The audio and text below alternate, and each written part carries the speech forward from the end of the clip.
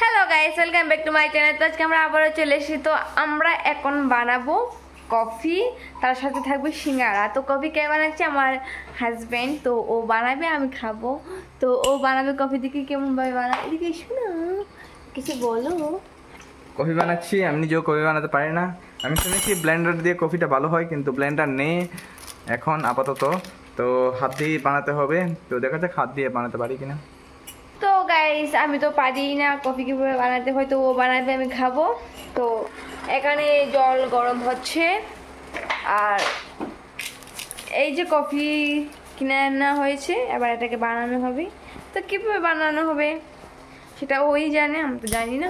তো আমি আজকে দেখে দেখে শিখে নেব।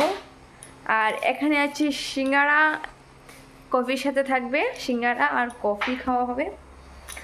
তো গাইস আসুন দেখে নিই। তো গাইস ও ওখানে কফি গুলছে। দুধ লোক না,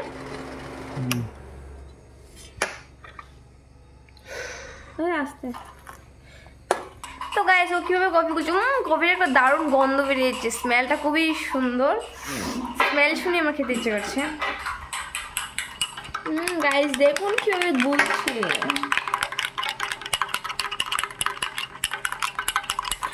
তো গাইস দেখতে থাকুন, পরের ভিডিওতে আবার দেখা হচ্ছে। Bye bye.